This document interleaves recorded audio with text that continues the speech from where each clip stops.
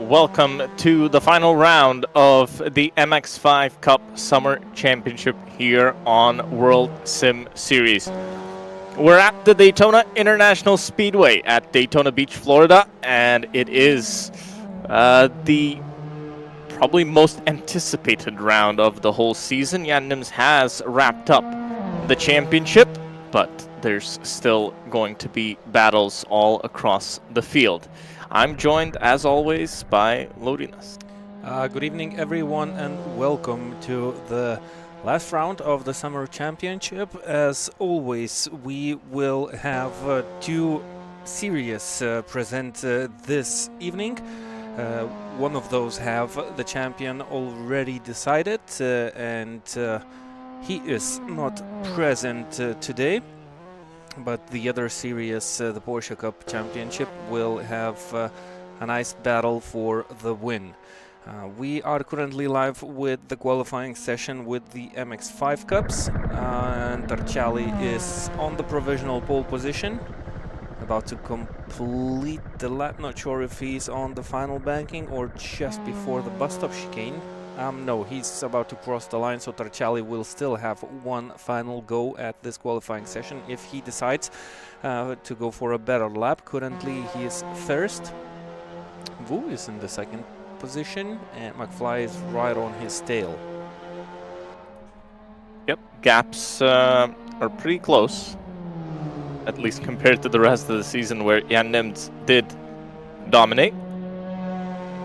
This time it is much closer. Tarchali leads by about half a second ahead of Wu, and McFly just a few hundredths back.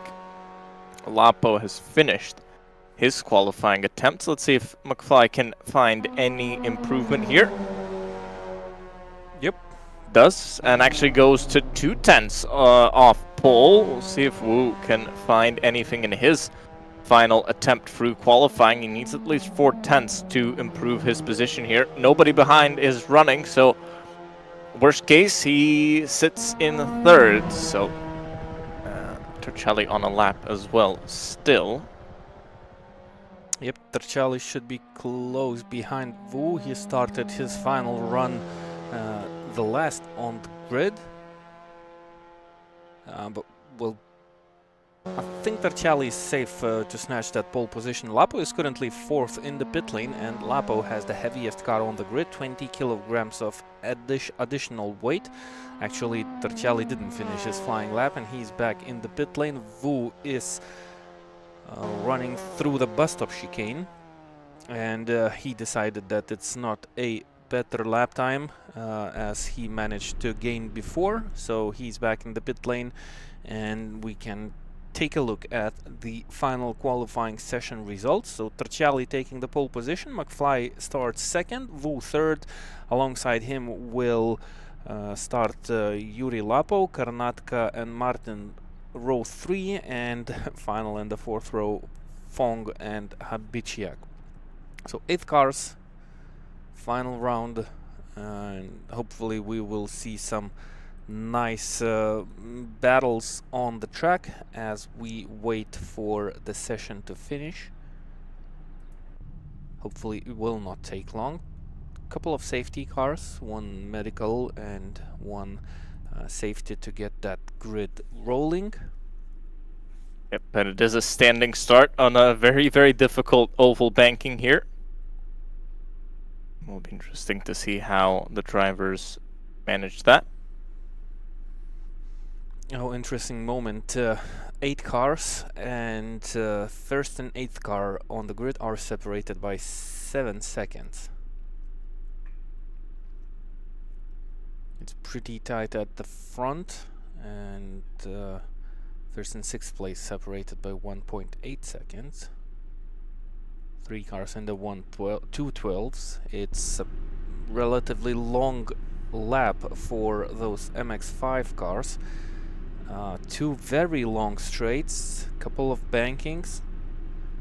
Just imagine if we would have a full grid of let's say 40 Mazdas. That should be a really interesting race.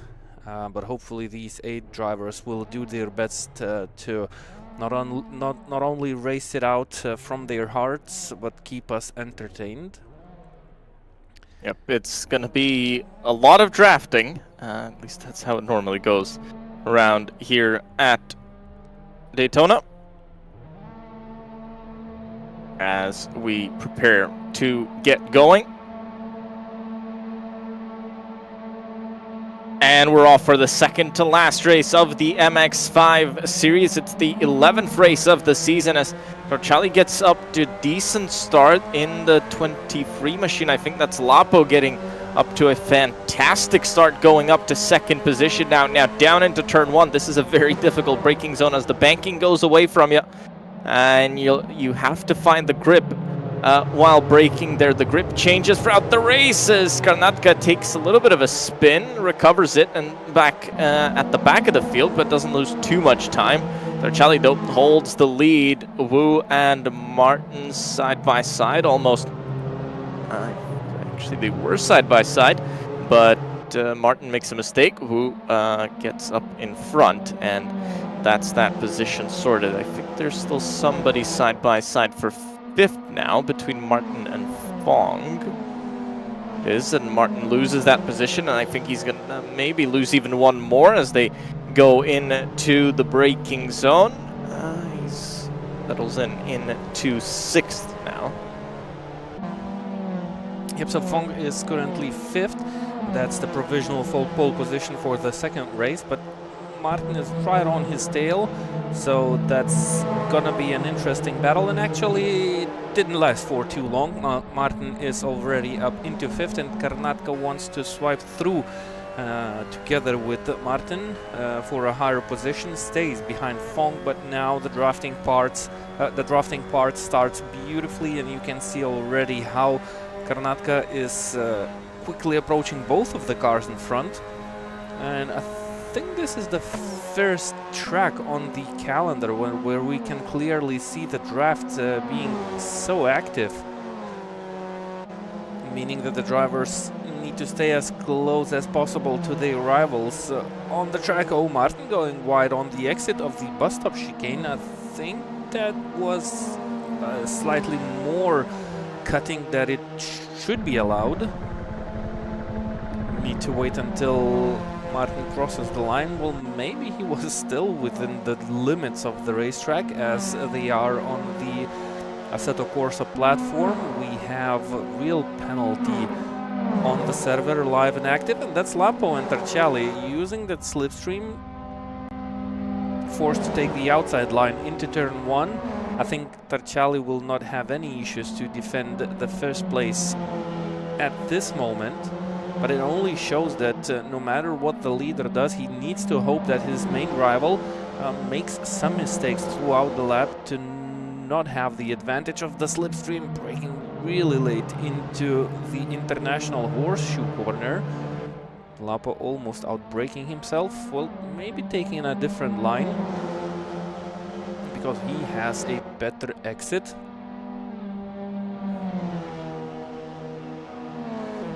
Have options around here at Daytona to try different things, and both thinking of move.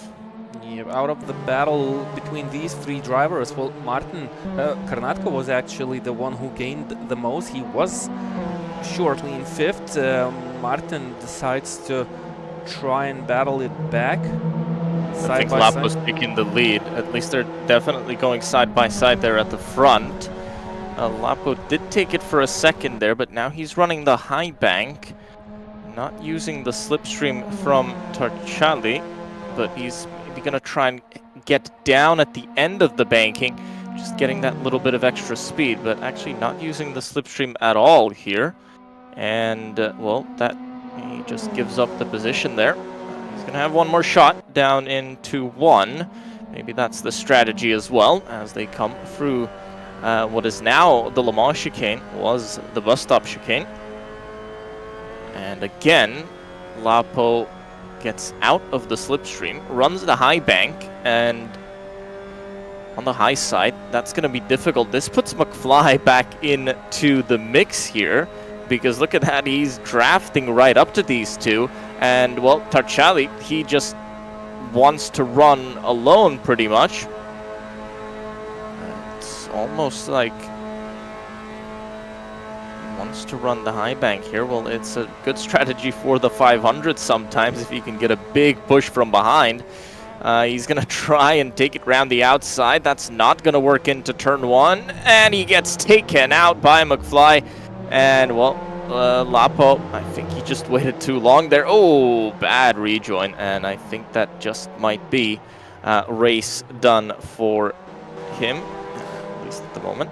Yeah, and actually Tarchali, McFly and Lapo, these three drivers are in a nice battle for P2 in the overall standings. Now this outcome for Lapo is not the best news. So the first incident was no fault by Lapo at all, but the way he turned around his car and got back to the racing line was actually not really looking great. So live race control will be looking at that incident, and well, Lapo is down to 7th, and I think he might be eligible for a penalty added to the final results of this first race. So it really started pretty well for Lapo, but it didn't went too good. That's Fong and Martin still battling it out for P5. Lapo is 6 seconds behind, and I think that's going to be really difficult for Lapo to try and gain on the drivers in front of him. That left Tarchali all by himself to lead this race, and actually the final lap by Tarchali was really slow, 2 minutes 15, and Fong goes wide. I think. Oh, that was some lag issues, yeah. McFly, though, that was last time. Fastest lap of the race went last time, but look at how big that difference was. If you remember, drafting up behind everybody, gained about 7/10 to Wu and about 2 seconds to the race leader. That's how much the draft can work. Wu's got an issue because he's not close enough to take that draft. He's about 3 seconds behind, and closest to any kind of draft is probably McFly to Karnataka up in front. That's a gap of 1.6. Have we lost somebody? Yep, Fong, the driver who lagged really badly. He's currently off the server. Not sure if he'll be back for some more racing, but now, he's out. So McFly runs 4th. Yuri Lapo is currently 6th. Looks like he's gaining slightly on Martin. Well, the gap was 5 seconds between Lapo and Fong. Now it's 5.7 seconds between Martin and Lapo, and that's really bad news for Lapo, who was in a good position at the beginning of the race and was looking strong to finish off this championship in P2. Well, currently his main rivals, Tarchali, who is 4th in the standings, and McFly 3rd in the standings. Both of them are in front of Lapo, looking to bring home some decent points, at least in the first race. And if Lapo finishes 6th, he'll need to start the second race from P6. And well, looking at the car and the damage that it carries, it looks like Lapo will not have the chance to run faster. The next question is the move of McFly and what the stewards will have to we do say have about an answer. Plus 10 seconds for McFly, plus 15 for Lapo.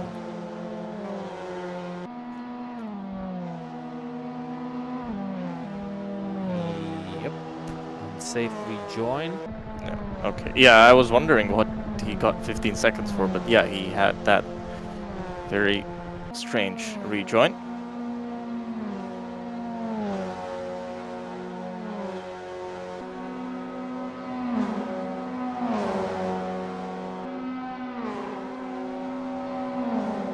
So we complete another lap. I think Karnataka just maybe sometimes, that's lap fly maybe losing connection sometimes. No, that's Fong.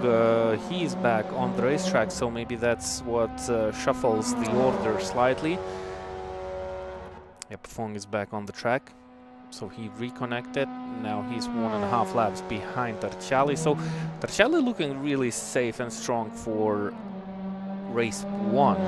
But as we've already seen in the beginning of this one, the draft, well, it's really huge on this circuit.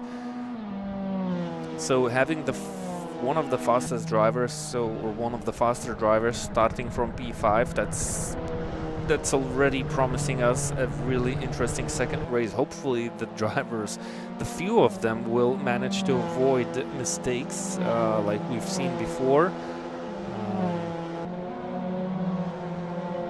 Really would like to enjoy some proper racing action on the circuit. Now it's McFly and Karnatka.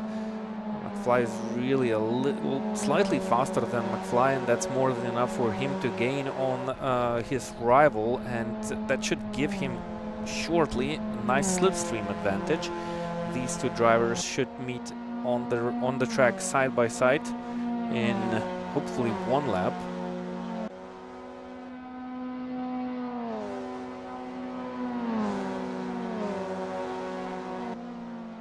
But this is advantage McFly now in terms of the battle with Karnatka, but he's got that penalty still hanging over his head. Well, currently he's losing only one position to Martin. Yep, Lapo has 15 seconds, and Habiciak is already oh right, because Lapo's got that 15 seconds as well, yeah. So really, I mean, he's kind of out of options here. He's not going to really move forward. I'm pretty sure he doesn't know that currently, and... oh right, he doesn't know that he's got a penalty, so he'll try moving forward, but I think maybe he can feel that he's got a penalty hanging over him. It's pretty clear cut what happened down there in turn 1. Lapo, though, he's got a chance to keep position. He's actually, with the amount of damage that he has, he's running decent lap times, 12.9, and running away from Habicek behind him. Yep, he needs 2 seconds added to the gap that he's currently carrying with him, and that should keep him 6th in the final results. That's what you get when you don't have a really huge grid. You kind of don't lose too much, even if you make mistakes. So that's good news for the drivers who are battling for higher places in the overall standings. And that's McFly. He went really much more smoother to the in-road section, through the in-road section than Karnatka did. Now the gap is down to 0.5 of a second, and both of the drivers looks like they gained slightly on Wu in this lap. And looking at the time, it looks like the drivers will definitely start their final lap of the first race as soon as they cross the line. So not a lot of chances for McFly to gain 1 place, even though he would not gain any position, even though if he make that move on the racetrack. And here goes McFly, so he definitely takes better lines through the corners. Karnatka is struggling slightly, and that wasn't a difficult overtake, but wasn't that too soon? Because, well, look at the slipstream. Karnatka will have a chance to try and regain the position, and that's what he's aiming for, but he went out of the slipstream slightly too soon, I think. He could have kept the car for a couple of meters and tried to put in a faster lap. McFly with the fastest lap time again. I mean, really here for Karnatka, the best choice would be stick behind, because McFly has the pace. What he can do is maybe catch up to Wu up in front. Yeah, 1.7 seconds. Take him along. Well, he was 1.5 seconds faster on the previous lap, so he might be close. He needs to get within the slipstream range, which is half of a second, so he needs to nail this section of the racetrack and maybe get that slipstream after he completes the Le Mans chicane. used to calling it the bus stop chicane, so sometimes I can call it the old name. Hopefully no one minds about that. McFly is just going to be too far away. He's not going to get that ultimate slipstream, and now he's really under threat from Karnataka. Even though he lost 8/10 during this lap, he's going to draft up all the way through, and we might just see a drag race to the line. And Torciali, well, he should be confident up in front as he'll take the flag in a few moments' time. Lapo has got that gap for 7th. It will be enough for him. But also, yeah, keeping in mind that Karnataka doesn't really need to get that position back. We'll get the penalty for McFly. Yeah, it looks like he's just staying off, and he's slightly too slow through the corners and not using the advantage, not coming too close to McFly. And that's already 1.1 seconds difference between McFly and Karnataka, meaning that Martin will take that pole position for race 2. Torciali with the first race win, he will start 5th. Decent result by Wu. He finished 2nd, and well, even though we don't have a lot of competitors in this race, there are the main drivers are still in the race, and Wu, well, he used the mistakes that his rivals have made in this one and finished a really strong race in 2nd position.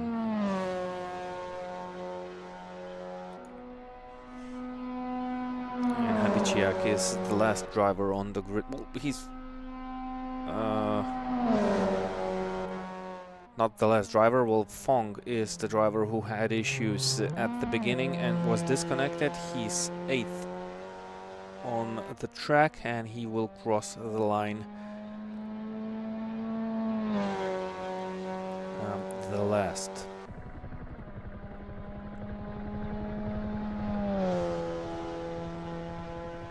Yep, so looking at the current standings, as we see, Yandim's, well, still champion. Yuri Lapo would be 2nd, Torciali would be 3rd, and Mevo McFly would be 4th. And McFly was kicked from the race, that's what it says up top. I don't think that's right.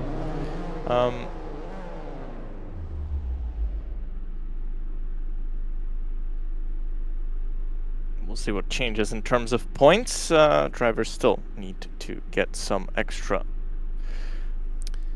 points this weekend, and that will make our calculations correct with the 2 drop rounds that the drivers have.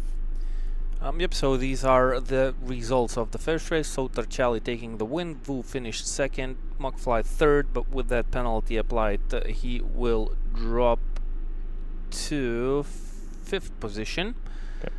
So Karnataka 4th, Karnataka 3rd, Martin 4th. Lapo should remain 6th, Habiciak 7th, and Fong 8th. So let's take a short break, and we will be back with the final race of the MX5 Championship.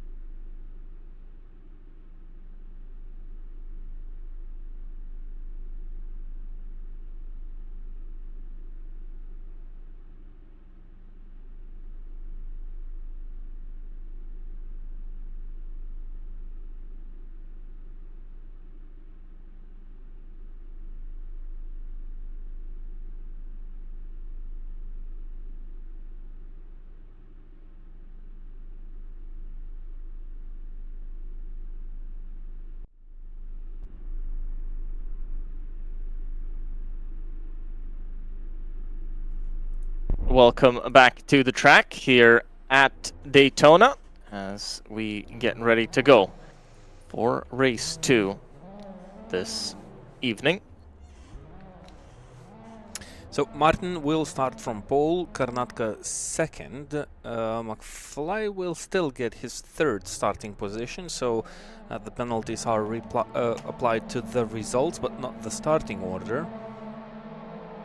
As we prepare ourselves for the nice racing action with the MX-5s on the Daytona International Raceway. And well, Martin had a decent start. Torciali, the first race winner, he's currently fourth. Lapo tries to go around him on the outside. Hopefully the drivers will find the braking points this time into turn 1. As Gustas already described, it's down the inside, tries Torciali, very, very late lunge. There was never really space there, but he's going to try and go, well, it almost looked like free wide at one point. It's going to be too wide, gets a bit of a push from the back, and actually gets kind of sandwiched there between two cars.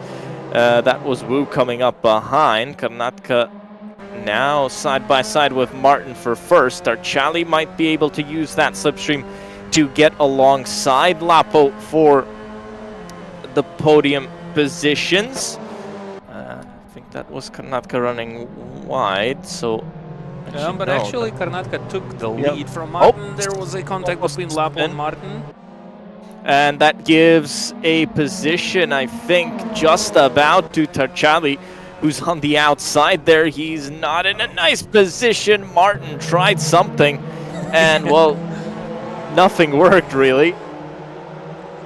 Nicely described. Definitely Martin tried something to get on the front of the grid, and what he found was a contact and the last position on the It almost looked like he was trying to find gaps right, but he had a car in front, he had two cars to his sides. There was really nowhere to go but stay in the middle. Now Lapo versus Torciali for second. I think Lapo's going to be smart here, stay behind. They want to catch Karnatka and not get too involved in this battling.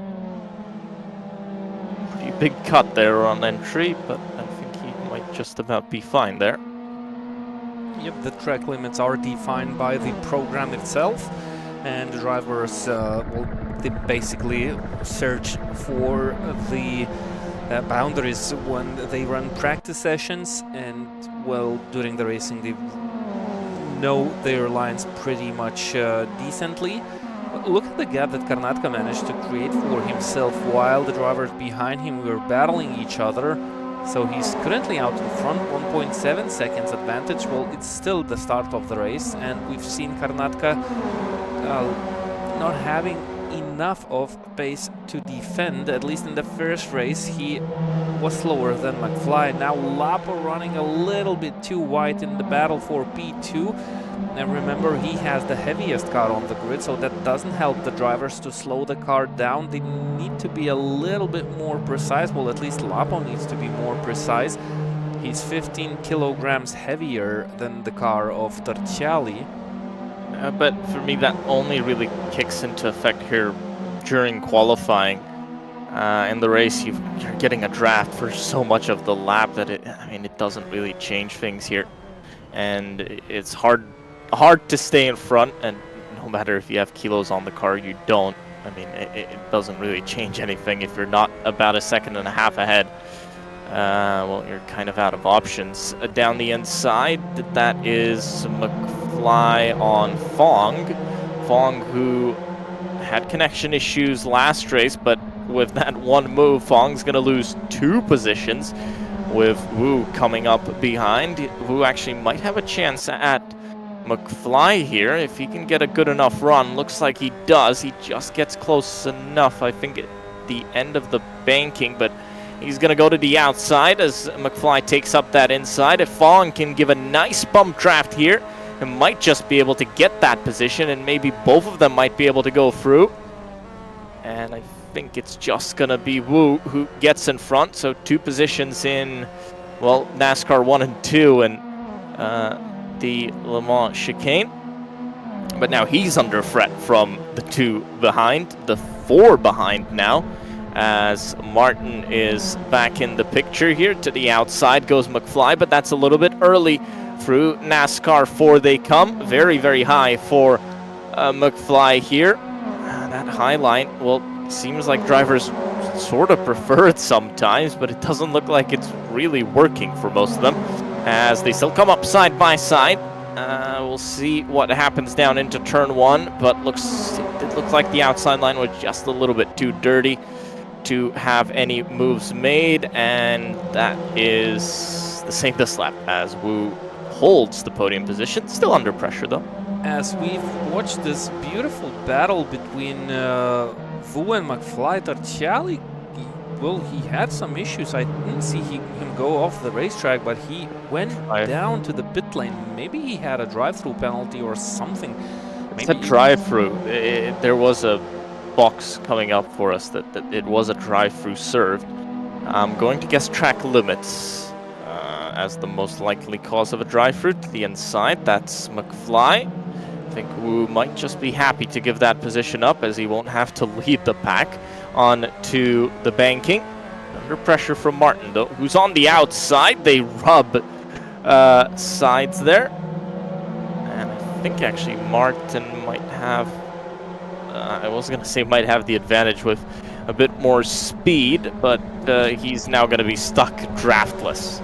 Yeah, but he had a better exit. Well, he took a wider line, so he went back on power slightly earlier.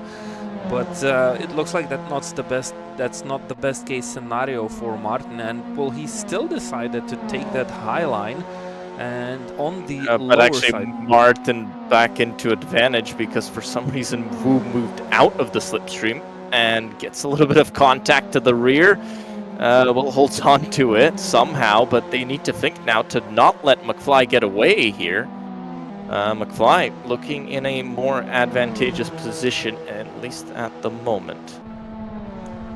Yep, he's out in P3 and 1.2 seconds behind Lapo. So Lapo trying to chase down Karnatka, as Torciali was removed from the battle for the lead of this race, but McFly looks to be catching Lapo. 3/10 faster on the previous lap.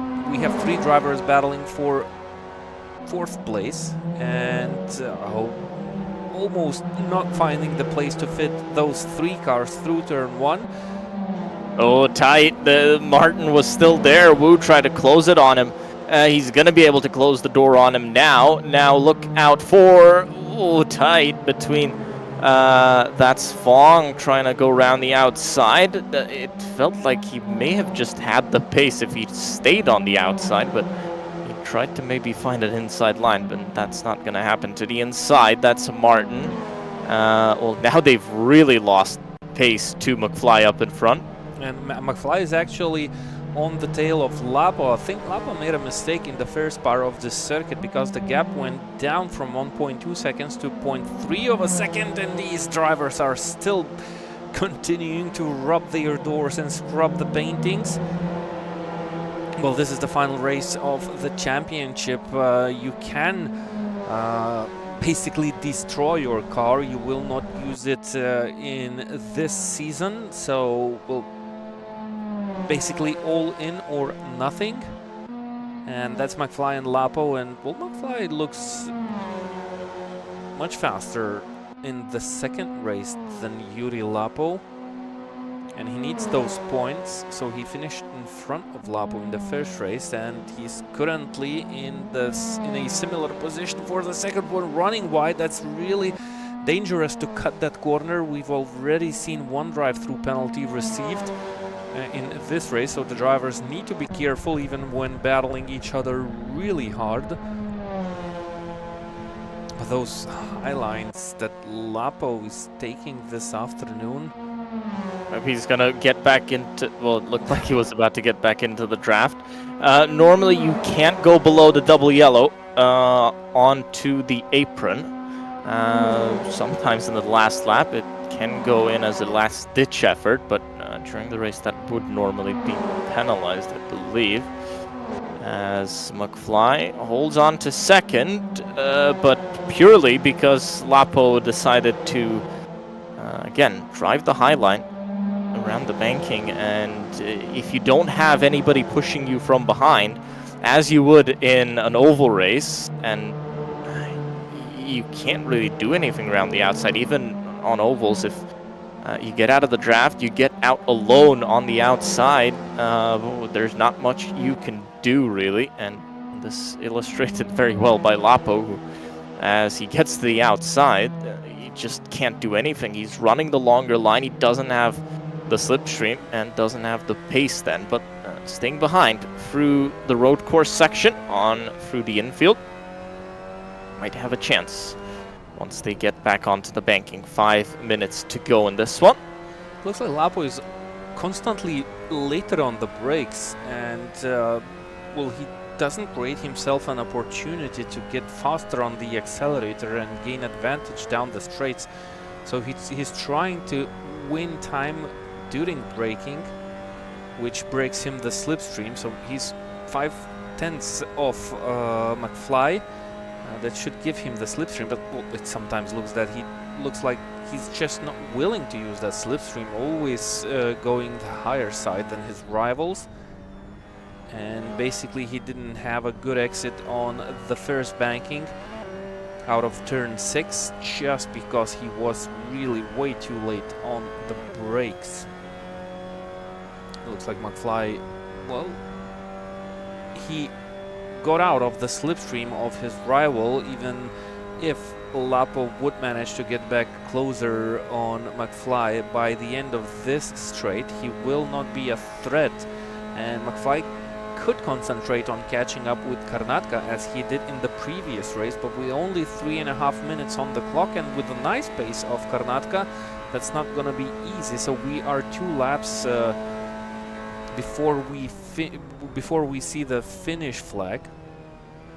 That's not enough of time for McFly, even if he'll glue up all his lines to catch up with Karnatka to take that checkered flag.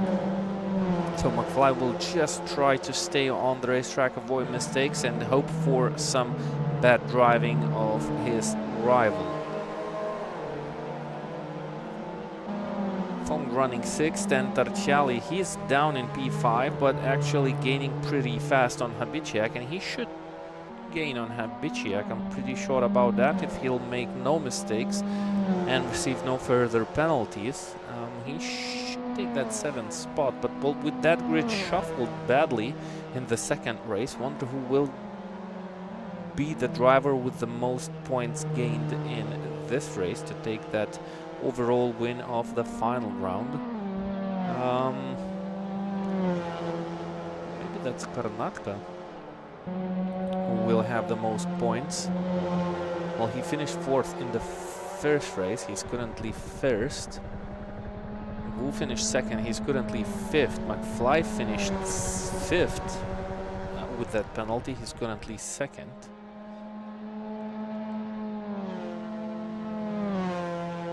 That's a lot of numbers to add up. Yep, going to try and figure out how we can... how our championship looks at the moment. As we roll around the second part of the banking in the Daytona International Raceway, and Karnatka will start his final lap time. The gap went down from 3 seconds to 2.1 seconds, and wow, I thought that the lap time was by Karnatka it was 2:12.1, but actually the last lap of Karnatka was 2:13.6, so that's 1.3 seconds slower than McFly managed to put in. And well, that might be close by the end of this lap if McFly will make no further mistakes and nails those corners in the infield. Lapo 1.2 seconds behind. That's a little bit too big of a gap for him to gain on McFly. So it's a small possibility that McFly will catch up with Karnatka by the end of this lap if he'll just try to stick up with his brake points and all the apexes to get good exits from the corners. Wu is pretty close to Martin, but it looks like Martin still manages to keep it nicely together to avoid the attacks from behind. And down. We do have a change for 7th as Torcelli goes up. Now, with that, we have a tie between McFly and Torcelli for 3rd in the championship. Then we have to look at a tie break here.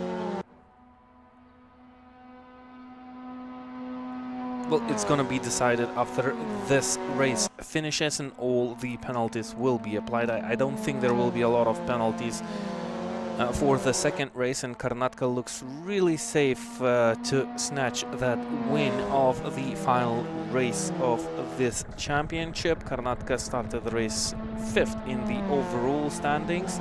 Not sure if that's gonna help him to climb a little bit higher in the order after the races will be completed. The gap is down to 1.1 seconds, but that's not gonna be enough for McFly to gain on Karnatka, who will see the checkered flag first. Nice win. Well, he controlled the race beautifully, made a good start, avoided all the action, and won the race. McFly 2nd, Lapo 3rd, Martin finished 4th, Wu 5th. No, actually, Wu finished 4th and Martin 5th. Fong came home with a 6th position, Torcelli 7th, and Habiciak has finished this race 8th. And that's the end of the MX5 Summer Cup Championship.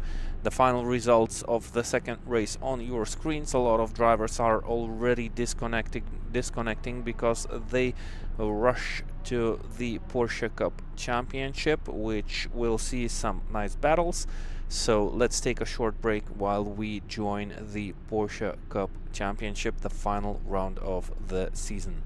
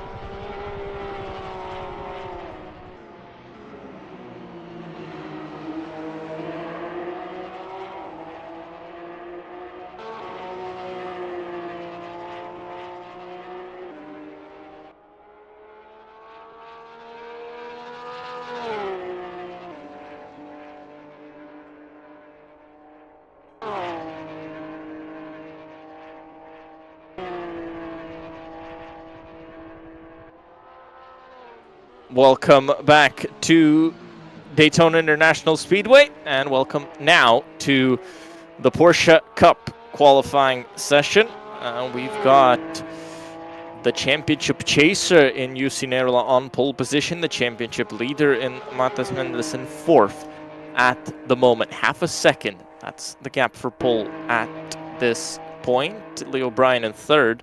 Simon Speff sits in second. Let's see if Mendeles can find any improvement on this lap. He does, up to the front of the second row. 3/10 down on pole. He's got one more shot at it. Nerola, he was quickest last lap. Is there another improvement coming up? Speff is already in the pit lane, so his qualifying session is over, and there are a lot of drivers behind him who are still on flying laps. So he's under a threat, and the gaps in the Porsche Cup Championship are always slightly tighter because the drivers, well, you have to have at least a Pro-Am license on the World Sim Series platform, and you can already see the difference between the MX-5 Championship and the Porsche Cup. The drivers are much closer to each other, creating some interesting battles, jumping through the exit of the Le Mans chicane, turns 10 and 11. I wonder if that's the fastest way to do for the drivers. Definitely losing some traction, and well, they need to find a tighter line through the Le Mans chicane to avoid that bump on the exit.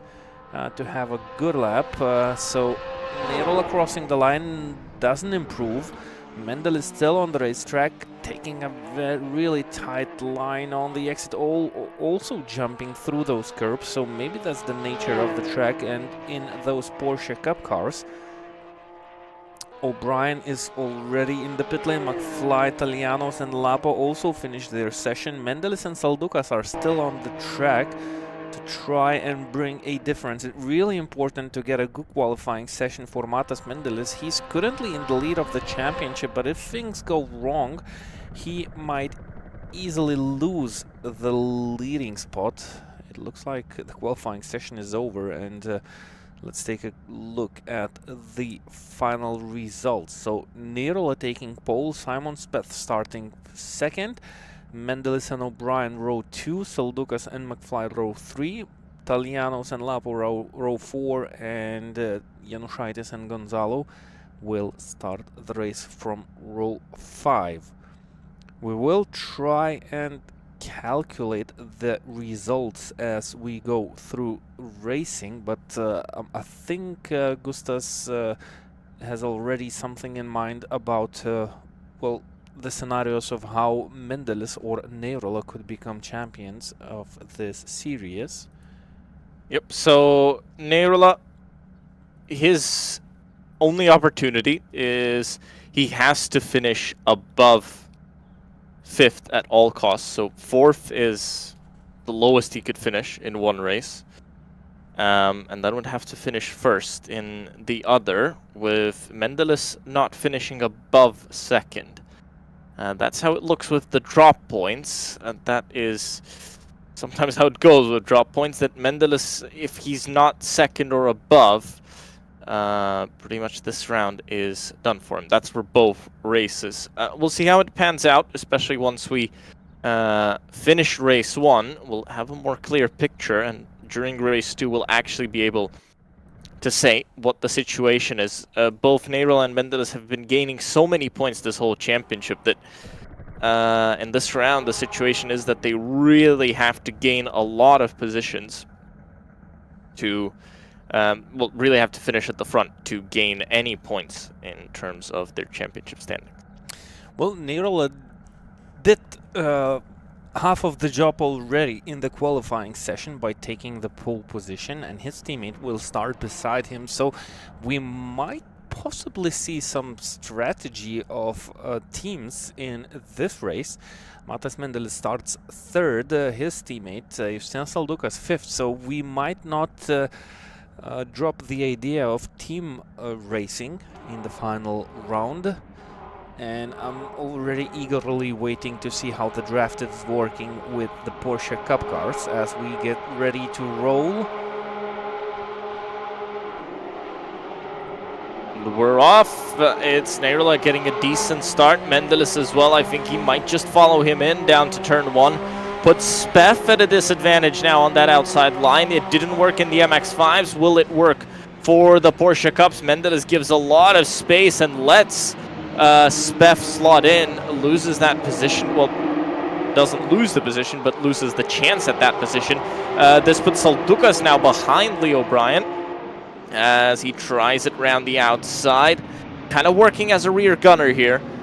He probably wants to hold everybody else up to let Mendelis get in front and help him earn points, but at the same time, he can't let them go too far because he needs to overtake Neyrla if he does have a chance. This is McFly. No, we're looking at Yanoshaitis, who, well, goes to play bowling down there at the Western Horseshoe.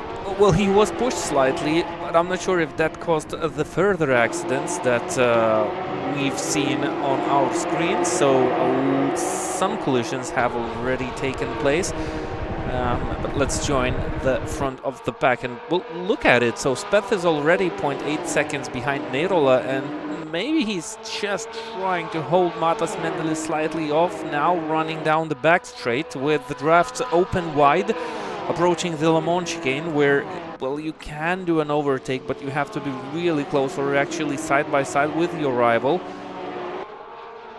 Currently, it's looking pretty decent for the Sean Clark Racing team guys. Neyrla out in front, Speth doing a phenomenal job by trying to fend off the attacks of Matas Mendelis. Matas is forced to choose the outside line into turn 1, which is, well, not always the ideal line to take that spot, but might just have the overlap here. If he can try getting down, he can. That's just not enough space. It was inches between them. Mendelis really late on the brakes. He gets the move done.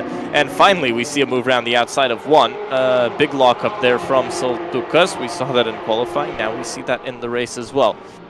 Right. Now it's Neyrla in the targets of Mendelis. Speth didn't do... Well, he didn't hold them up too much. Now Mendelis can go off to chase his teammate. 1 second, that gap. Still on the slipstream. Yep, so Speth, he's definitely not over about the battle for P2, and well, it usually was the case when the cars were on cool tires. Matas Mendelis kind of made the racing slightly better than their rivals on the first laps, but then at the end of the race or in the middle of racing, well, as soon as the tires pick up the temperature, Mendelis' pace kind of disappears.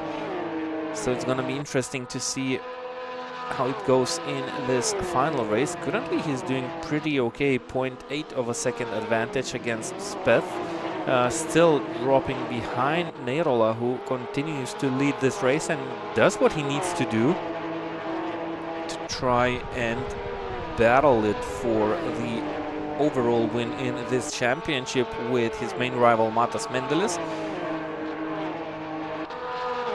McFly battling with Lapo, and as usual, the drivers who are in the draft, they are forced to choose that outside line, and what they like to do is, well, get in front before the braking and overlap, and McFly was a little bit too high on the banking, braking really late. Drifting. Big lock. Was that somebody spun around? No.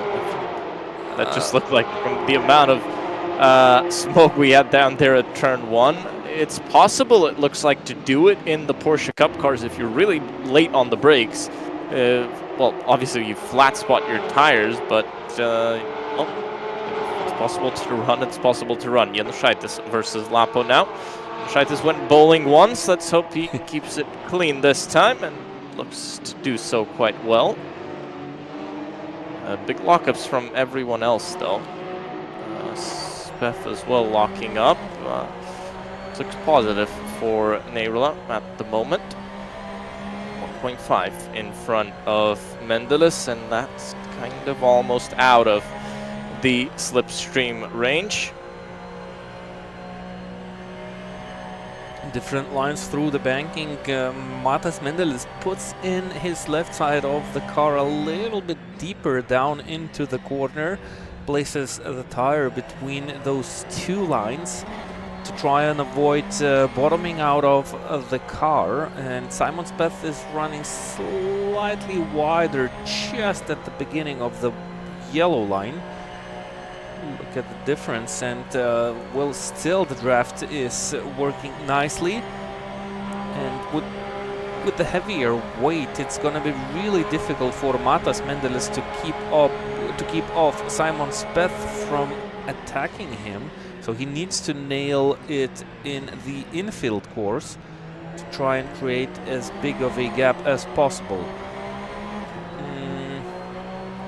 Yeah, but you really then have to work and find a way for the driver behind to somehow make a mistake, because this is going to be difficult. This is not super positive. It's going to be hard to gain that spot. And to run away is probably even harder. Speth to the outside.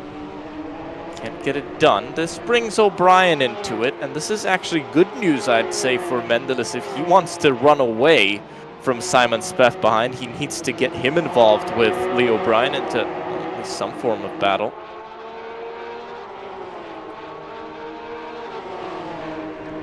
Yep, so Needle looks safe already. O'Brien tries to stick up with the drivers in front who continue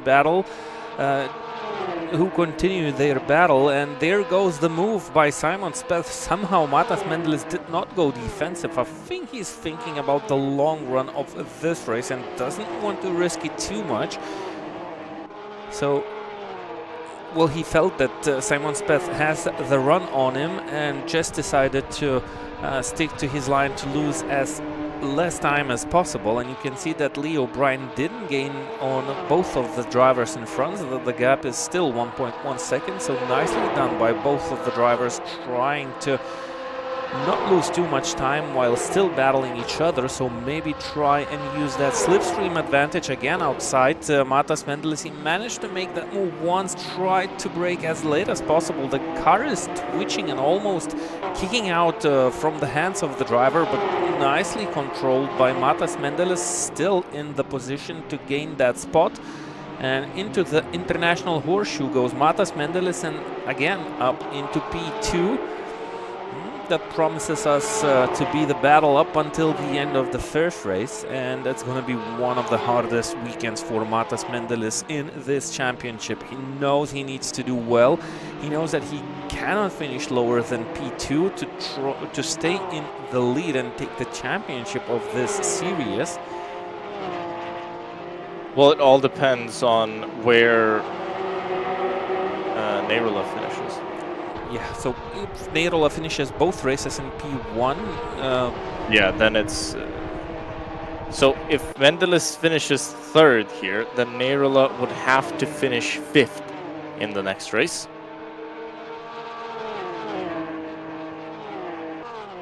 Yeah, so it looks... everything in the hands of Matas Mendelis throughout the championship. He was constantly in the lead. But coming to the final race, he can lose it all, and both of the drivers made mistakes, and Simon Speth made a slightly bigger mistake. He cut pretty big chunk of that exit of the Le Mans chicane, still on a better exit than Matas Mendelis. Well, both drivers made a mistake. And still, Simon Speth, he will try that Matas Mendelis move, from a couple of laps ago. He's currently on the outside, and Yeah, I think you might just have the overlap down into one. Yep.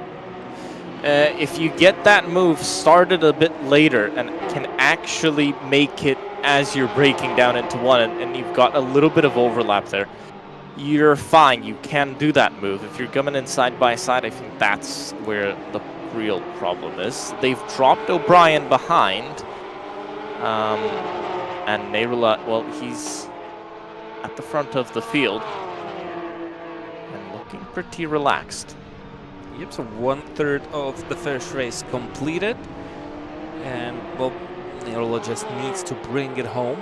And that's going to be a really strong gesture from the driver in the championship standings. He's here, he wants to win, and his teammate is doing a phenomenal job by helping him, even though Simon Speth is actually 3rd in the championship standings. So Simon Speth wants to finish as high as possible also, and we shouldn't count him out. I'm not sure if he's still in contention to win this championship. It's really... Speth. No, Speth.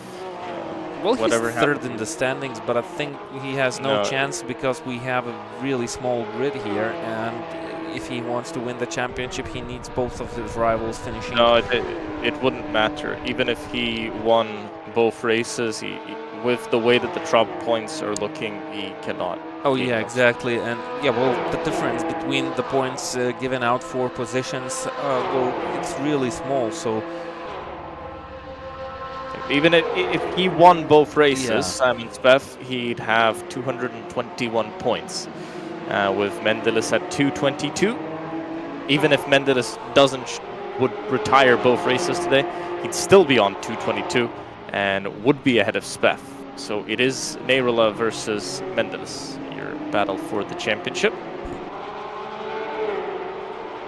And they're battling? Well, Matas Mendelis and Neyrula are currently not battling side by side on the racetrack.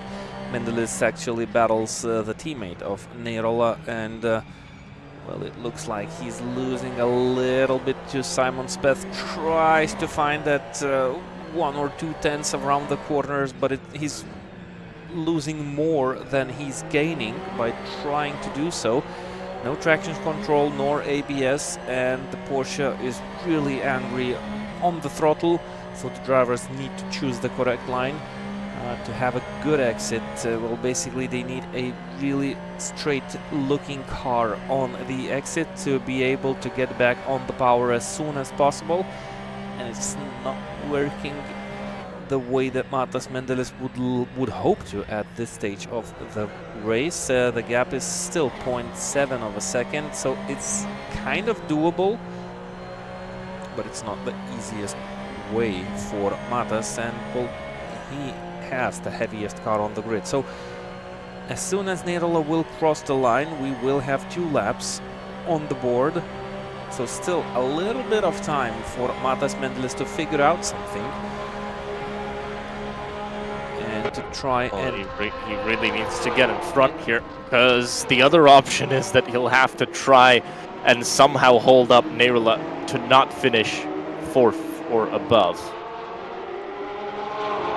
That would be a difficult task.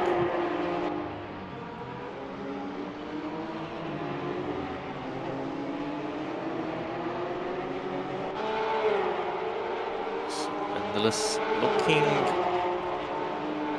looking good, as he's not losing too much time. Neyrula faster than both of them behind, and by 0.3 of a second, so there's no real chance of this group catching up to the leader. O'Brien was a little bit quicker, but it's just a little bit out of that range. You need these two to battle just a little bit more. That's the only way to see Leo O'Brien getting closer. So Lucas as well. Everybody's at that kind of 2-second margin at the front, apart from Mendelis and Speth. These two are actually getting the benefit of the draft. Mendelis moves out a little bit. I think maybe just doesn't want to get too close now. What he really wants to do is have a nice run out of here, have around half a second, 4/10. Maybe just a little bit too close here to actually mount a full charge down the front straight. But he actually might. He's getting closer and closer. He might just need it to be a little bit later than that. It's a little bit early. Still has a chance. Rubbing doors as they head down into one as they start the final lap of this race. Mendelis on the outside. We've seen him do this before. We've seen Speff do this before. Around the outside, carries the speed, and they're going to come in side by side through the S and into the International Horseshoe on the brakes, heavy on the brakes. Mendelis a little bit of a lock up, that inside front suffering there, but holds on to the position for now. Let's see what happens into the Western Horseshoe. Speff goes to the inside. They're going to come through side by side through the kink and into the braking zone now. Neirola actually backing off by the looks of it, or at least Mendelis gaining so much time in the slipstream. Into the braking zone now as they will head on to the banking for one last time in the 11th race of the season. Oh, and Mendelis made a small mistake on the exit of turn 6, and that opened up the door for Jussi Neirola, so now it's all down into the Le Mans chicane. And I was wondering if Matas Mendelis was not too early with that overtake, because the real big battle is down the main straights using the slipstream. All that Matas Mendelis needs to do now is just to stay as close as possible to Jussi Neirola. But he can't be too close. That's the issue. If he's too close, he has to overtake on the banking, and he's not gonna he's gonna try. He's gonna try doing something here. I think he just came out too early. I don't think that's gonna be enough as they head down the straight, unless he really pushes him to the inside. As they rub sides, he actually had a better run down. They're still rubbing sides. They're gonna come in together. It's not enough. Not enough. Yeah. But the gap is 0/10 between the drivers, and actually Simon Speff took the second place by a margin of 24 hundredths of a second. Beautiful drag race. 24 thousandths of a second. Yeah. Matas Mendelis tried his best, did all that he could, and it was just a little bit not enough. So good news for Jussi Neirola. Simon Speff did the job beautifully. So for the second race, Neirola will start 5th, and Saldukas will have the pole position, and that's going to be really interesting how that all will pan out. Whew.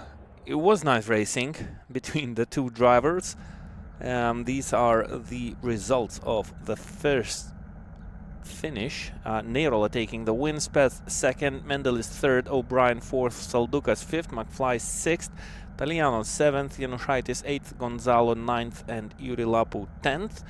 The top 5 drivers will start the race in a reversed order. And, well, it was a promising first race, and I think we will have a really nice second race. Let's take a short break, and we will be back with the final race of the season.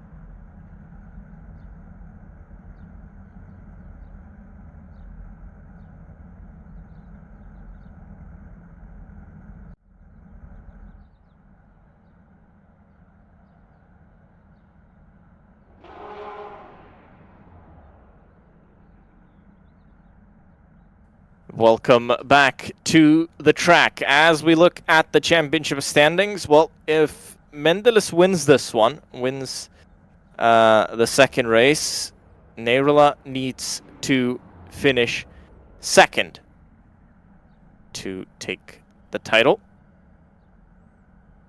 That's going to be a hard task for Matas Mendelis, but well, he needs to be focused and stay focused on the best job that he can do, or have a slight hope for some issues. Well, Neyrula starts fifth. That's going to be a really difficult task. He needs to kind of navigate his way through the first corners and avoid any possible crashes, and I'm pretty sure that's what Neyrula is focused on right now as we get going. For the final race of the GT3 Cup Series, the GT3 Cup Summer Series. Neyrula pushing Mendelis now from behind. He wants to get forward. Mendelis doesn't want him to get forward, as Mendelis early on the brakes. Mendelis has an option here. He can just try and hold Neyrula at fifth, and that would be enough for Mendelis to take the title. But now Mendelis goes up to third, and Neyrula goes up to fourth, overtaking his teammate Spef, who actually fights him on this one. I was expecting him to back out earlier. Neyrula being careful. He doesn't want to get involved in anything. McFly next to him, but McFly backs out of it. So Neyrula needs one more position here. Mendelis needs two. If he wants to have any chance of this, McFly sideways. It's still very early. Tires are very, very cold as we head into the braking zone here. And we're back into the battle between the two drivers that we've watched in the first race. Simon Speth is gonna try and be the hero and the best teammate of the championship. He's right on the tail of Matas Mendelis through the first banking of the oval, and he's using the slipstream. Matas Mendelis, well, he wasn't sure about going defensive. A touch, but I think Mendelis might just about be able to hold it around the outside. It is possible to do that here. He does just about. I think Speth has a little bit of damage, at least looking at his car. It looks visually damaged. What this does help, though, is it helps Mendelis not get up forward. Because either Mendelis needs to finish first, or he has to hold up Neyrula in fifth. Soldukas creating that gap over O'Brien. O'Brien 1.1 seconds ahead of Speth, who is now third.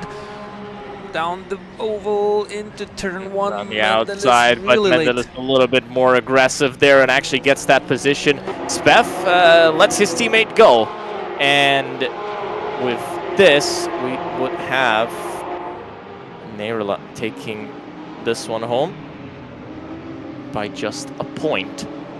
Mendelis needs to think what he wants to do here. If he can catch up to O'Brien, that's an option. Soldukas would probably let him through, as Speth did for Neyrula here.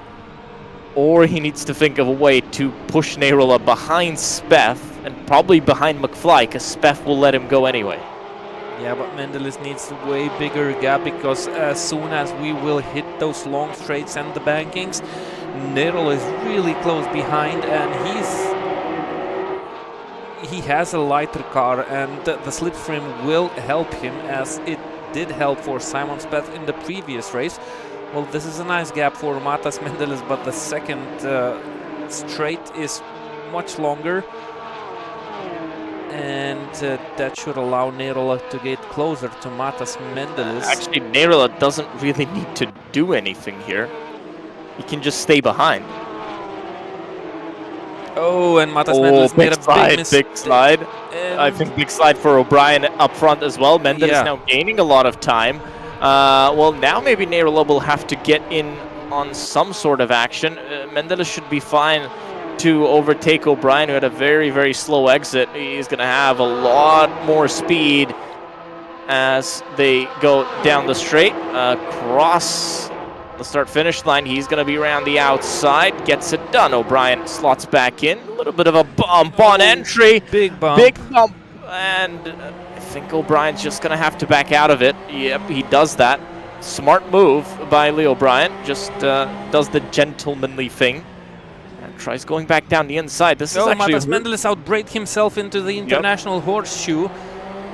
Maybe he has some damage to the car, or maybe he was just distracted, but well, finally he's up into P2. Simon Speth right on the tail of Neirola, and it looks like Neirola, he's just trying to be as careful as possible, avoiding any possible crashes, because that would hurt him the most. He knows that he can stay in P4, but it's getting dangerous for Neirola also at this moment. Mendelis up to P2, but he's 3.6 seconds behind Saldukas, and Mendelis carries O'Brien with him together with Neirola, and that's still not game over in the battle for P2. So using the slipstream, Neirola will definitely try and hit back on Matas Mendelis in that battle for P2. He is not interested in any sorts of battles between the drivers battling for the championship. Matas Mendelis leaves the door open. Something there down the inside. This is, well, not great for Mendelis, but he does get out in front. Well, Saldukas needs to think what he wants to do here. If he wants to help his teammate, he has to do it now, because his teammates, well, he's under ambush. Because if you look at the timing screen, there's about everybody down to 8th is less than a second between each other. So he needs to come here and he needs to help now. Back down to turn 1, and we're in the same situation. What's Neirola going to do? Is he going to try go down the middle? Nope, don't think so. He thinks better of it. Big lockup from both of them. Neirola touches with O'Brien. I think he's going to have to give that position back up. He does. Actually, he stays side by side. I would think it would be a smart idea here to just give it up. Not gain that position via touch, and that's, I think, exactly what he does. He's got the rear gunner of Simon Speth behind, and quite calm with Speth taking care of everybody behind, holding that 5th place. That's the most important place for Neirola here. Matas Mendelis, he has the position, but he needs to nail all of the corners, but he still outbrakes himself. So even when the driver is behind in a very big battle, Mendelis still losing a little bit of time by driving on his own. Yeah, so McFly made a mistake. He's dropped down to P8, and that's Neirola, O'Brien, and Speth trying to battle it out. So Mendelis is still within reach, only 9/10 of a second ahead of O'Brien. O'Brien is currently focused of trying and to defend the 3rd place. Neirola in a very nice position of taking the spot. O'Brien does hold it, and this is quite important for him. Actually, quite important for Mendelis. Speth is just going to bump draft his teammate. That's the only thing he can do here, really. Yeah. Bump draft him, and actually this might end up quite well. He's 6/10 back. If you really bump draft someone well, you might just be able to get somebody at the end of the straight. It's working.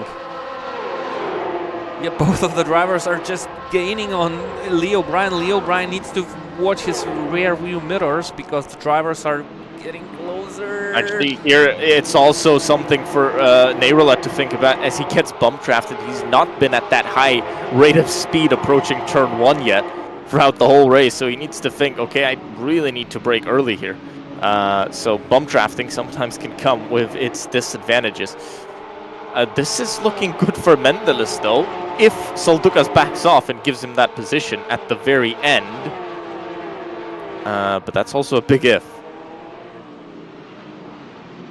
I mean, he has to.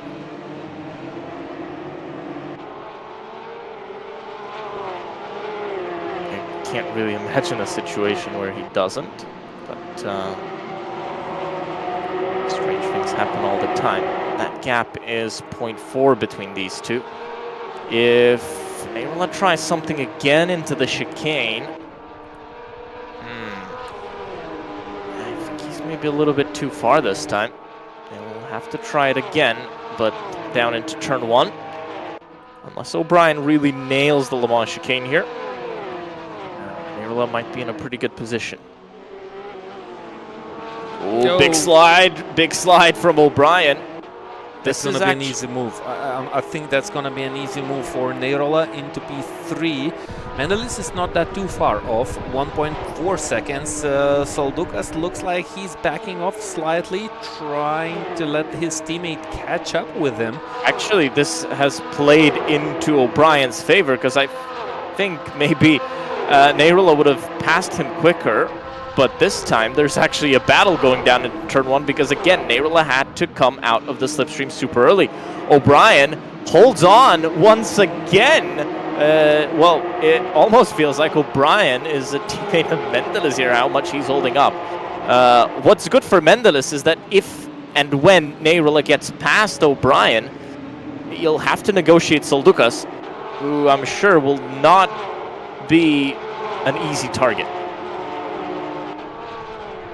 Yep, and Soldukas is already right in front of Matas Mendelis. Maybe both of them will try to work as teammates to try and work with that slipstream. If they can run away together, that's also a very good option. As the gap increases, so there's no more slipstream for Lee O'Brien. But maybe he'll still be able to hold on here. Oh, runs a little bit wide off on the exit of turn 6, but can get back on the throttle earlier. Well, hopefully, if he didn't understeer too much on the in the middle of the corner. 0.2 of a second, Neyrula right on the tail. Will he try to get that move done into the Le Mans chicane? That's a little bit Tries it to the outside, but actually that only pushes Lee O'Brien to the inside.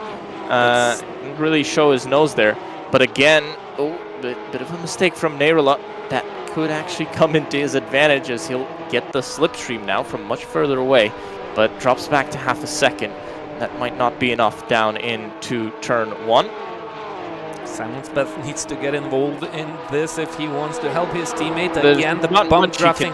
Do here. Well, he can apart from bumping Lee O'Brien right off the circuit. I mean, he can try and bump draft, but he has to be close enough as well, but not too close to risk actually running into his teammate sometimes when those two in front are battling. And look at the cars behind, they are also really close to these drivers, so any tiny mistake can cost Jussi Neyrula not one but a couple of places. So, well, he needs to think about what he's doing, and looking at the clock, it's already 3.5 minutes remaining. I think we are 2.5 laps into this race. Mendelis currently second. Soldukas kind of working as a shield here. I'm pretty sure he's waiting for the end of this race and see what he can do. He's currently first. Well, he kind of let Matas Mendelis slightly closer. Now the gap is 1.4 seconds between the drivers, so still no slipstream. He needs to get a little bit closer. Soldukas needs to back off just a little bit more, just to give his teammate that full benefit of the slipstream. That will just help both of them run away, really. Because these two, they're kind of locked in battle, but they're not losing much time. Which isn't great news for Mendelis, even if the clock is ticking down. Again, side by side again. Neyrula tries something into the chicane. Again, it doesn't really work for him. Oh, big slide from O'Brien this time, but actually it looks like an even bigger one from Neyrula. And O'Brien, I think he's gonna hold on. Yep, still half a second, 4/10. I think he's gonna hold on for another lap. It's 2 to go as they cross the line. What will Speth do here? It's only bump draft. That's the only option between these two.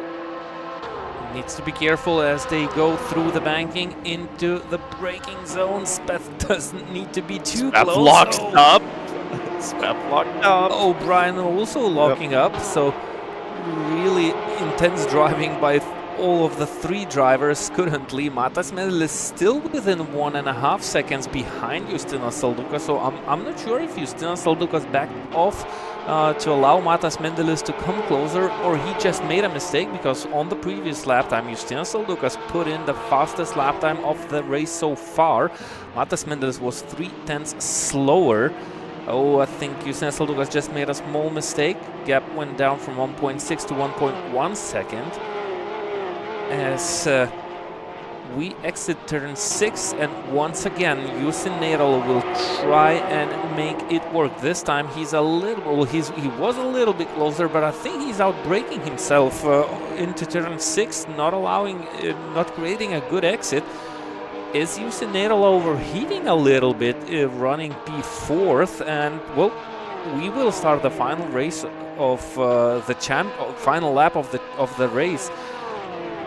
Maybe Wss is kind of a little bit too frustrated. Look, he's nowhere close to Lee O'Brien this time. Maybe that's the strategy.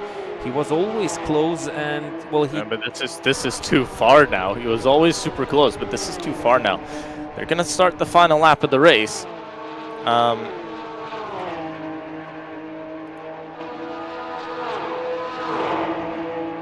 Just checking with my results.